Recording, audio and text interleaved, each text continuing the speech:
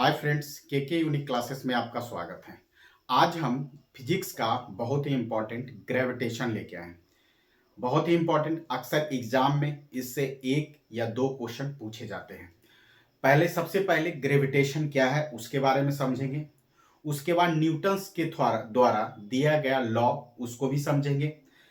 Capital G के बारे में समझेंगे। उसके बाद स्मॉल जी के बारे में समझेंगे।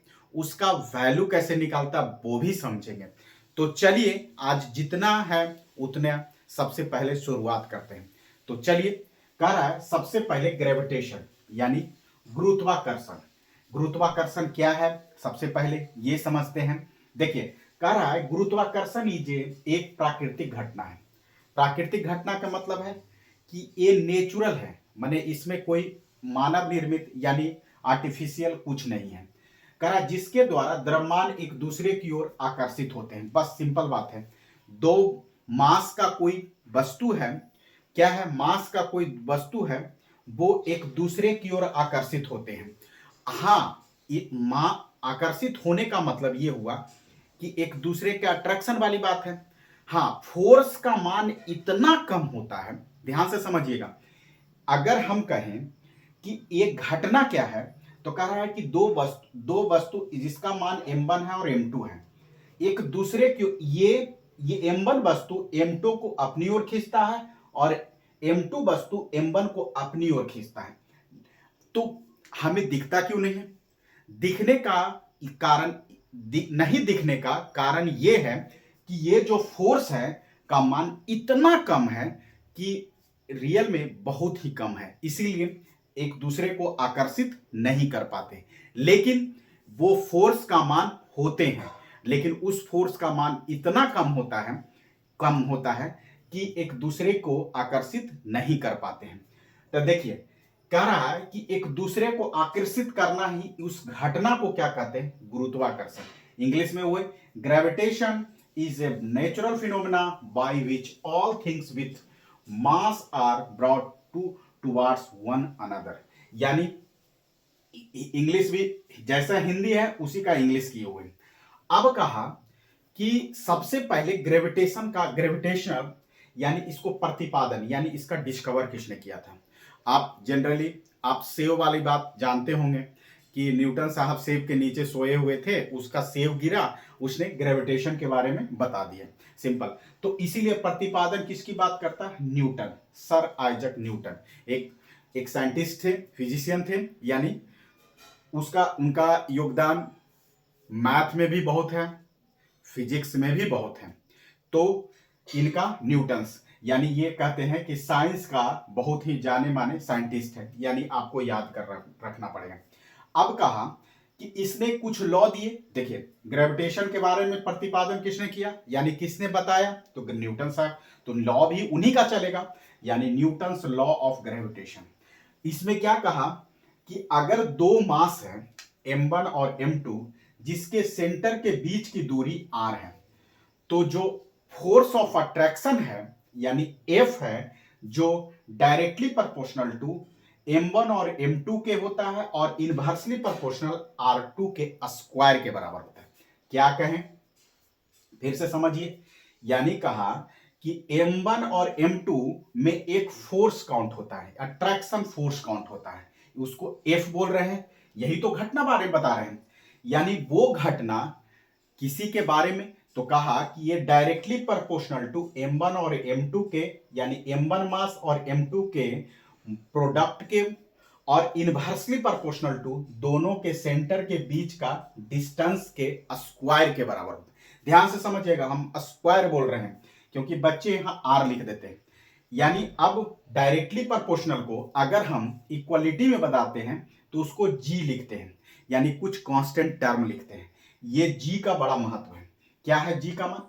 इसका जी बराबर क्या हुआ, यानी इसी को बोलते हैं गुरुत्वाकर्षण नियतांक। उसको यूनिवर्सल ग्रेविटेशनल कांस्टेंट क्यों नाम पड़ा, इसका मतलब समझिए। देखिए, इस ग्रेविटेशन में दो जी की बात करता है, एक स्मॉल जी के बारे में पढ़ना है और एक कैपिटल जी के बारे में पढ़ना है। तो न्यूटन साहब ने एक जी के बारे में कहा कि इसका यूनिवर्सल ग्रेविटेशनल कांस्टेंट है, यानी इसको जी का मान कांस्टेंट है, यानी यूनिवर्स में कहूं भी जाइएगा तो जी का मान क्या होगा, कांस्टेंट होगा। क्यों? क्योंकि डायरेक्टली प्रोपोर्शनल अगर इक्वलिटी में कन्वर्ट होता है तो एक कांस्टेंट काउंट होता है, कांस्टेंट होता है, उसी को क्या कहते हैं, जी। अपनी तरह से यूज करते हैं, यानी जी उसी को क्या कहते हैं, गुरुत्वाकर्षण नियतांक या यूनिवर्सल ग्रेविटेशनल कांस्टेंट। अब देखिए ध्यान से समझिएगा कि जी का यूनिट क्या हुआ। तो देखिए फोर्स, इसको जी को फ्री करेंगे तो क्या होगा, एफ, यानी एफ इंटू आर स्क्वायर बटे m1 इंटू m2। एफ का यूनिट क्या हुआ, न्यूटन, आर स्क्वायर माने मीटर की बात करता है तो मीटर स्क्वायर बटे मास m केजी स्क्वायर, यानी न्यूटन मीटर स्क्वायर बटे केजी स्क्वायर। ये क्या हुआ, जी का मान। क्या हुआ, ये जी का मान। अब देखिए जी का अगर कांस्टेंट है तो उसका कुछ वैल्यू होगा, उसका निकालने की बात कर, वो कौन निकाले थे, हेनरी कैवेंडिश ने क्या किए थे, यानी उस जी का मान, क्योंकि कांस्टेंट है और यूनिवर्सल कांस्टेंट है, यानी सभी जगह जी का मान कांस्टेंट होगा, यानी जी का जो मान निकाले थे वो 1798 में जी का मान 6.67 गुने 10⁻⁻11 न्यूटन मीटर स्क्वायर बटे केजी स्क्वायर। ये कौन, किसने निकाला था, हेनरी कैवेंडिश ने। सिंपल, वो भी एक साइंटिस्ट थे, बहुत ही जाने माने। ये एक्चुअली में एसआई यूनिट है, एसआई यूनिट माने स्टैंडर्ड यूनिट है, लेकिन अगर उसको हम सीजीएस यूनिट में बात करें तो सीजीएस यूनिट में 6.67 गुने 10⁻⁻8 डाइन। क्यों? क्योंकि न्यूटन का सीजीएस यूनिट डाइन होता है, मीटर का सेंटीमीटर होता है और केजी का ग्राम होता है। सिंपल एकदम। लेकिन उसका वैल्यू कभी कभी एग्जाम में, अक्सर एग्जाम में पूछ लिए जाते हैं कि अगर जी का मान गुरुत्वाकर्षण यानी यूनिवर्सल गैस कांस्टेंट का मान सीजीएस में क्या होगा और एसआई यूनिट में क्या होगा, तो हम दोनों बता दिए, ध्यान रखिएगा। चलिए अब कहा कि अब थोड़ा सा हम समझाने की कोशिश करते हैं। देखिए अब इसको हम थोड़ा मिटा रहे हैं। देखिएगा हम कहें कि अगर कोई बॉडी है, देखिए यहां थोड़ा कहा कि वेट ऑफ द बॉडी, किसी पिंड का भार क्या है, भार मतलब कोई वस्तु है, यानी अगर पृथ्वी पर है, देखिए ये क्या है, ये अपना अर्थ है, क्या है, अर्थ है, यहां कोई वस्तु है, तब बोला कि इसका भार क्या होगा, तो भार क्या होगा, यानी वस्तु का, देखिए मास और भार दोनों अलग चीज है। हम यानी बोले कि मास, मास और वेट यानी दोनों क्या है, डिफरेंस है, डिफरेंट है, क्या है, डिफरेंट है। देखिए अक्सर एग्जाम में मास के बारे में पूछ लिया जाता है, वेट के बारे में तो बच्चे क्या होते हैं, वेट के बारे में बता देते हैं। तो देखिए हम ये कह रहे हैं कि किसी वस्तु का मास सभी जगह कांस्टेंट होंगे, मतलब अगर इस वस्तु का मास 2 केजी है, 2 केजी है, तो या तो आप कहूं भी जाएं तो क्या होगा, मास क्या होगा, कांस्टेंट होगा, यानी यूनिवर्स में किसी जगह पर जाएंगे तो मास क्या हो जाएगा, कांस्टेंट हो जाएगा। मास जनरली क्या है, एक यूनिट का फॉर्म है, यानी केजी, यानी 2 केजी, यानी एक फिजिकल क्वांटिटी है जिसका 2 केजी यानी केजी है। सिंपल, आप समझिए। अब वेट क्या है उसी के बारे में बता रहे, वेट क्या है, चलिए अब देखिए समझिए। कह रहा है वेट ऑफ द बॉडी, किसी पिंड का भार, भार हिंदी में वेट को भार, किस पिंड का भार द्वारा यानी लगाया गया गुरुत्वीय आकर्षण बल, यानी किसके द्वारा, पिंड के द्वारा, यानी पृथ्वी के द्वारा, पृथ्वी पिंड का भार द्वारा लगाया गया गुरुत्वीय आकर्षण, यानी किसी पिंड का भार द्वारा लगाया गया, जैसे समझिए इसको थोड़ा सा हम समझाने की बात करते हैं। देखिए कह रहा है कि यहां कोई एक वस्तु है, क्या है, m1 वस्तु है, क्या है, m1 वस्तु, यानी अब क्या हुआ कि अभी न्यूटन लॉ ने क्या बताया कि दो बॉडी है यानी m1 है, दो मास का, एगो m1 है और m2 है, तो वो ये इसको अपनी ओर खींचेगा और ये अपनी ओर खींचेगा। क्यों? अभी जस्ट न्यूटन्स लॉ पढ़ाए थे कि ग्रेविटेशन ऑफ न्यूटन्स लॉ क्या बताए कि दो मास है, उसमें एक दोनों में एक अट्रैक्शन लगता है, यानी वो कौन सा, यानी फोर्स ऑफ अट्रैक्शन होता है, वो क्या होता है, एक दूसरे को अपनी ओर खींचने वाली बात है। तो ये जो है ये इसको अपनी ओर खींचेगा, ये अपनी ओर खींचेगा और ये इसको अपनी ओर खींचेगा। तो अब देखिए इसका मास बहुत कम है, इसका मास बहुत ज्यादा है, तो ये वस्तु अपनी ओर खींचेगा तो उसका वैल्यू एकदम नगण्य के बराबर, लेकिन इसका वैल्यू एक वैल्यूबल कांस्टेंट हो जाती है, यानी एक कांस्टेंट से अपनी ओर खींचता है। तो उसी जिस फोर्स से अपनी ओर खींचता है उसी को क्या कहते हैं, वेट। क्या कहते हैं?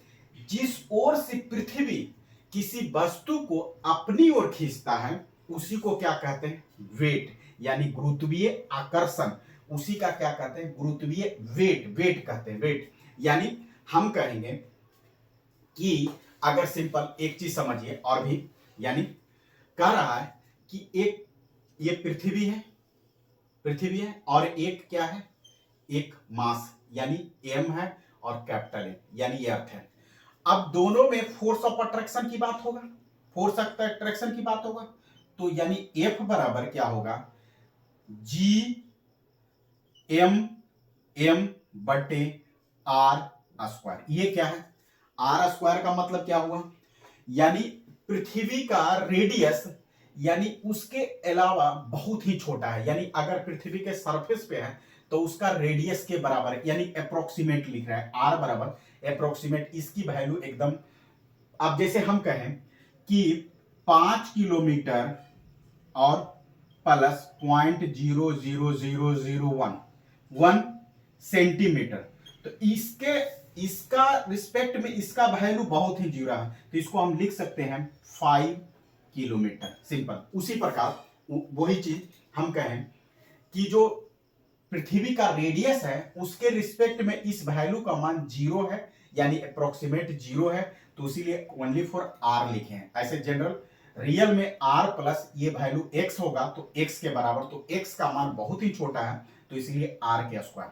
अब देखिए ये जो होता है, देखिए फोर्स का मान यहां जो अपनी ओर खींचता है उसी को कहते हैं mg। देखिए फोर्स बराबर क्या होता है, एक थोड़ा समझिएगा, a, और यहां जो फोर्स है वो यहां जो एक्सेलरेशन है उसको एक अलग नाम दिया जाता है mg, यानी क्या दिया जाता है, देखिए अगर फोर्स है तो उसका वैल्यू क्या होता है, मास इंटू एक्सेलरेशन, और यहां जो ग्रेविटेशन में a को g में कन्वर्ट किया जाता है, a को g में क्या किया जाता है, a को g में, तो यहां क्या होगा m इंटू जी बराबर g m इंटू m बटे r स्क्वायर। देखिए m से m कट गया, यानी g बराबर कितना हो गया, g m बटे r स्क्वायर। ये वैल्यू, अब देखिए ये जो g है उसको क्या बोलते हैं, इसको g को बोलते हैं ग्रेविटेशनल एक्सेलरेशन। क्या बोलते हैं, ग्रेविटेशनल एक्सेलरेशन, यानी इसको बोलते हैं ग्रेविटेशनल एक्सेलरेशन। क्या बोलते हैं, ग्रेविटेशनल यानी गुरुत्वाकर्षण त्वरण, एक्सेलरेशन को त्वरण बोलते हैं, सिंपल। अब ये जो g का मान है वो क्या होगा, देखिए ये g तो कांस्टेंट है, लेकिन ये g का मान कैसे निकालेंगे, अगर हम कहें कि कोई वस्तु पृथ्वी पर है, यानी पृथ्वी पर है तब g का मान क्या होगा, अगर मून पे है तब g का मान क्या होगा।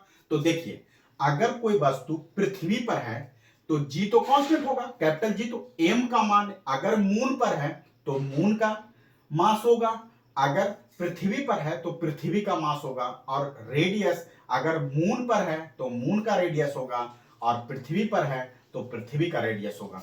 यानी g का मान m पर, यानी मास ऑफ द अर्थ या मास ऑफ द मून पर निर्भर कर रहा है और उसके रेडियस पर निर्भर कर रहा है। तो अगर हम देखिए मास ऑफ अर्थ, यानी अगर इसको और ये रखेंगे, यानी अगर हम जी लिखे, जी बराबर क्या हो गया, जी इंटू कॉन्स्टेंट है, अगर एम का मान अर्थ पर रखेंगे अब बटे आर अर्थ रखेंगे तो जी का मान होगा 9.83, यानी कितना होगा 9.83 मीटर पर सेकेंड स्क्वायर। क्या बोले, अगर g का मान क्या होगा 6.6 इंटू 10⁻11, m का मान 5 इंटू 5.98 गुने 10⁻24 kg और r का मान 6.37 गुने 10⁻6 मीटर। अगर वैल्यू r स्क्वायर है, सॉरी r स्क्वायर इतना पुट करिएगा तो आपको आएगा 9.83 मीटर पर सेकेंड स्क्वायर। अगर यही चीज हम मून की बात करें, यानी अगर हम मून पर निकालना पड़े तो मून के, तो यहां क्या लगेगा, मून वाला लगेगा और यहां भी लगेगा तो मून वाला लगेगा। क्या लगेगा, मून वाला। और इसका वैल्यू क्या हो जाता है, हम लिखे हैं 1.63 मीटर पर second square. Simple, second square, यानी ये जी का मान हो गया कब, मून के सरफेस पर। क्या हुआ, मून के सरफेस। तो इसका कहा जाता है कि जो पृथ्वी का सरफेस है, यानी जी का मान अर्थ पर बराबर जी का मान, यानी ऐसे जी का मान मून पर जी का मान अर्थ के 6 यानी इतना होता है। क्या होगा, पृथ्वी मून का जी का मान यानी स्मॉल जी का मान अर्थ के जी का 1/6 होता है। यानी यहां अगर आप करिएगा तो कैलकुलेशन में 1/6 ही आएगा। सिंपल। अब देखिए एक चीज और, ये जी का मान क्या होता है, वेरिएबल होता है। क्यों, देख लीजिए, अभी मून पर कुछ और है, अर्थ पर कुछ और है, तो थोड़ा सा इसके बारे में बताते हैं। देखिए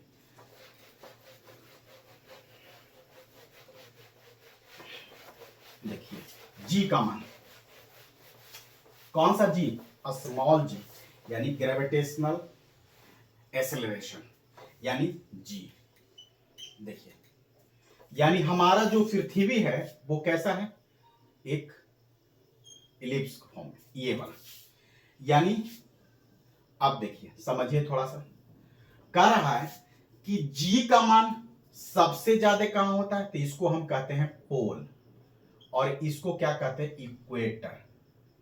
इक्वेटर यानी जी का मान मैक्सिमम कहां होता है, मैक्सिमम पोल पर, मिनिमम इक्वेटर। इक्वेटर और जीरो किस पर होता है, जीरो किस पर होता है, यानी सेंटर पर, यानी पृथ्वी के सेंटर पर, यानी किस पर, जी का मान मैक्सिमम किस पर होता है, पोल पर, मिनिमम किस पर होता है, इक्वेटर पर, और जीरो किस पर होता है, सेंटर पर। अब देखिए एक चीज और, देखिए थोड़ा सा समझिए कि जो जी है उसका क्या होता है, जी एम बटे आर स्क्वायर। देखिए जो जी है वो एक्सेलरेशन है, उसका उसका मान वस्तु के भार पर, कोई वस्तु के भार पर डिपेंड नहीं कर रहा है। यानी हम कह सकते हैं कि कोई वस्तु है, यानी उसका उसका मान m1 है और इसका मान m2 है।